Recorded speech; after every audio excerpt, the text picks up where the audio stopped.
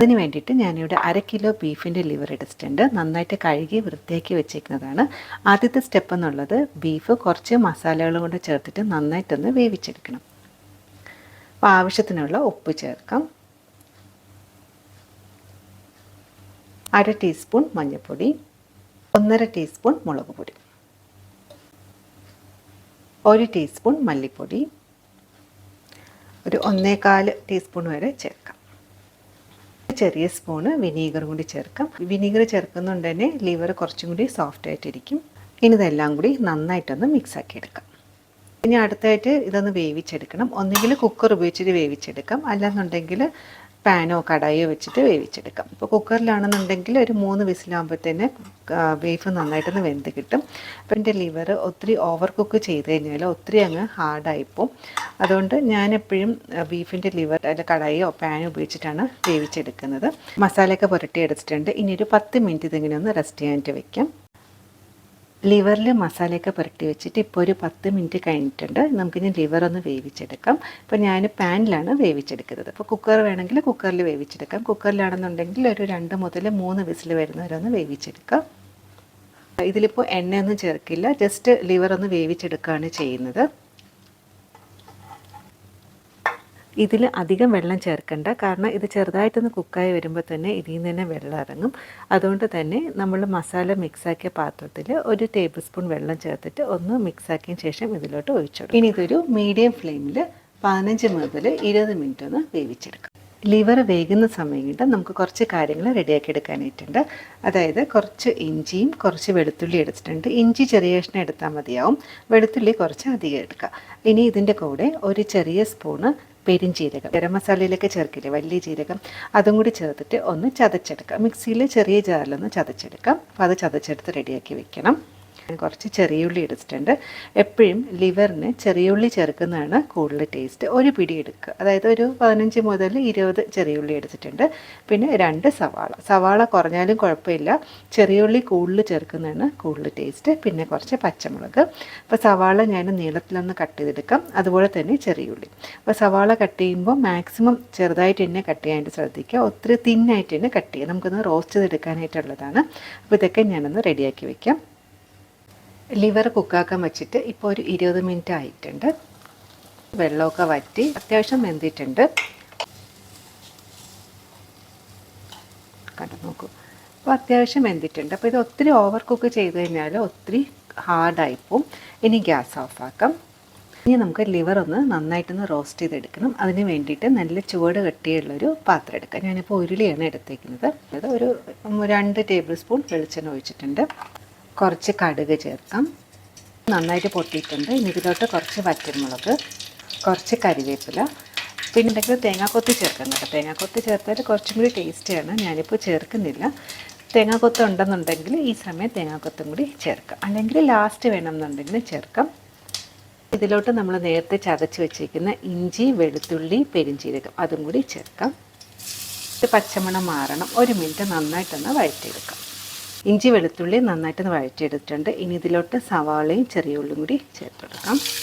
സവാള ഒരു ചെറിയൊരു ലൈറ്റ് ഗോൾഡൻ കളർ ആകുന്നവരൊന്ന് വഴറ്റിയെടുക്കാം. സവാള പെട്ടെന്ന് തന്നെ വഴന്ന് കിട്ടാൻ വേണ്ടിയിട്ട് കുറച്ച് ഉപ്പും കൂടി ചേർക്കാം. അപ്പോൾ ബീഫിന് നമ്മൾ നേരത്തെ കുറച്ച് ഉപ്പ് ചേർത്തിട്ടുണ്ടായിരുന്നു. ഉള്ളി നന്നായിട്ടൊന്ന് വഴറ്റിയെടുത്തിട്ടുണ്ട്. കണ്ടോ, ഈ ഒരു സ്റ്റേജ് എത്തണം, ഒരു ലൈറ്റ് ഗോൾഡൻ കളർ ആകുന്ന ഒരു പാകം. ഇനി ഇതിലോട്ട് നമുക്ക് മസാലകൾ ചേർത്തെടുക്കാം. മസാലകൾ ചേർക്കുന്ന മുന്നേ കുറച്ച് പച്ചമുളക് ചേർക്കാം. അപ്പോൾ 3-4 പച്ചമുളക് എരിവിനനുസരിച്ച് ചേർക്കാം. കുറച്ച് സ്പൈസി ആയിട്ടിരിക്കുന്നതാണ് കുറച്ചും കൂടി ടേസ്റ്റി ആയിട്ടുള്ളത്. അപ്പോൾ പച്ചമുളകിൻ്റെ അളവൊക്കെ നമ്മളുടെ ഇഷ്ടത്തിനനുസരിച്ച് കൂട്ടുകയോ കുറയ്ക്കുകയൊക്കെ ചെയ്യാം. 1/4 ടീസ്പൂൺ മഞ്ഞൾപ്പൊടി, 1/2 ടീസ്പൂൺ മുളക് പൊടി. ഇതിപ്പോൾ ഞാൻ കാശ്മീരി മുളക് പൊടിയാണ് എടുത്തേക്കുന്നത്. 1 ടീസ്പൂൺ ഗരം മസാല. എല്ലാം കൂടി നന്നായിട്ടൊന്ന് വഴറ്റിയെടുക്കാം. മസാലകളുടെ പച്ചമണം നന്നായിട്ടൊന്ന് മാറണം. അപ്പോൾ മസാലകൾ ചേർക്കുമ്പോൾ ഫ്ലെയിം തീരെ ലോയിലാണ് വെക്കേണ്ടത്, അല്ലാന്നുണ്ടെങ്കിൽ മസാലകൾ പെട്ടെന്ന് തന്നെ മൂത്ത് പോവും. മസാലകളും കൂടെ ചേർത്തിട്ട് 1 മിനിറ്റ് നന്നായിട്ടൊന്ന് വഴറ്റിയെടുക്കാം. അപ്പോൾ ഇത് വളരെ ടേസ്റ്റി ആയിട്ടുള്ള റെസിപ്പിയാണ്. ശരിക്കും ഇതൊരു കുറച്ച് സ്പൈസി ആയിട്ടുള്ള റെസിപ്പി ആയിട്ട്, സ്പൈസി ആയിട്ട് എടുക്കുന്നതാണ് കുറച്ചും കൂടി ടേസ്റ്റി. ഉള്ളിയും മസാലയും കൂടി നന്നായിട്ടൊന്ന് യോജിച്ച് കിട്ടിയിട്ടുണ്ട്. ഇനി ഇതിലോട്ട് നമ്മൾ വേവിച്ച് വെച്ചിരിക്കുന്ന ലിവർ ചേർത്ത് കൊടുക്കാം. എല്ലാം കൂടി നന്നായിട്ടൊന്ന് മിക്സാക്കി എടുക്കാം. അപ്പോൾ നേരത്തെ കുറച്ച് ഡ്രൈ ആയിട്ടല്ലേ ഇരുന്നത്. ലിവർ വേവിച്ച ഒരു പാനിൽ 1 ടേബിൾ സ്പൂൺ ചൂടുവെള്ളം ഒഴിച്ചിട്ട് ഒന്ന് മിക്സ് ചെയ്ത് ഒഴിച്ചിട്ടുണ്ട് കേട്ടോ. അല്ലെങ്കിൽ ഒത്തിരി അങ്ങ് ഡ്രൈ ആയിപ്പോവും. അപ്പോൾ അങ്ങനെയാണെങ്കിൽ കുഴപ്പമില്ല. റോസ്റ്റ് എന്ന് പറയുമ്പോൾ കുറച്ച് ഡ്രൈ ആക്കി എടുക്കണമല്ലോ. അപ്പോൾ ഇത് ഇടയ്ക്കിടയ്ക്കൊന്ന് ഇളക്കി കൊടുക്കുക. ഒരു 10 മുതൽ 12 മിനിറ്റ്, 15 മിനിറ്റിൻ്റെ ആവശ്യം ഉണ്ടാവില്ല. ഒരു 10 മിനിറ്റെങ്കിലും നന്നായിട്ടൊന്ന് വഴറ്റിയെടുക്കാം. അപ്പോൾ നല്ല മസാലയൊക്കെ ആ ലിവറിൽ പെരണ്ട് ഇരിക്കും. അപ്പോൾ ഇടയ്ക്കൊന്ന് ഇളക്കി കൊടുക്കണേ. അപ്പോൾ ഇതിങ്ങനെ ഇടയ്ക്കിടയ്ക്കൊന്ന് ഇളക്കി കൊടുക്കാം. അപ്പോൾ ഇതിൻ്റെ മെയിൻ ഇൻഗ്രീഡിയൻ്റ് എന്ന് പറയുന്നത് കുരുമുളക് പൊടിയാണ്. അത് നമ്മൾ ഇതുവരെയും ചേർത്തിട്ടില്ല. അപ്പോൾ അതൊരു 1 ടീസ്പൂൺ കുരുമുളക് പൊടി ചേർക്കാം. അപ്പോൾ ലാസ്റ്റ് ഞാൻ കുറച്ച് കുരുമുളക് പൊടി ചേർക്കുന്നുണ്ട്. കുരുമുളകും കൂടി ചേർത്തിട്ട് എല്ലാം കൂടി ഒന്ന് മിക്സാക്കി നന്നായിട്ടൊന്ന് റോസ്റ്റ് ചെയ്തെടുക്കാം. ഇപ്പോൾ ഇതിൻ്റെ കളർ കുറച്ചും കൂടി ഒന്ന് ഡാർക്കായിട്ട് വരും. ചെറുതായിട്ടിപ്പോൾ കളറൊക്കെ മാറി വന്നിട്ടുണ്ട്. നോക്കൂ, നല്ല പെർഫെക്റ്റായിട്ട് കിട്ടിയിട്ടുണ്ട്. ഇനി ഒരു 5 മിനിറ്റും കൂടി ഞാനൊന്ന് ഇളക്കിയെടുക്കാം. ഈ സമയം ഉപ്പ് നോക്കുക. ഉപ്പ് ആവശ്യമാണെങ്കിൽ ഉപ്പ് ചേർത്ത് കൊടുക്കാം. അപ്പം ഞാൻ ഉപ്പ് നോക്കിയപ്പോൾ ഉപ്പിൻ്റെ കുറച്ചൊരു കുറവുണ്ട്. അപ്പോൾ ഞാൻ കുറച്ച് ഉപ്പും കൂടി ചേർക്കുകയാണ്. 1/2 ടീസ്പൂൺ കുരുമുളക് പൊടി കൂടി ചേർത്തെടുക്കാം. ബീഫ് ലിവറിന് കുരുമുളകിൻ്റെ ടേസ്റ്റാണ് മുന്നിട്ട് നിൽക്കേണ്ടത്. അതുകൊണ്ട് തന്നെ ഞാനിതിൽ 1.5 ടീസ്പൂൺ കുരുമുളക് പൊടിയാണ് ടോട്ടൽ ചേർത്തത്.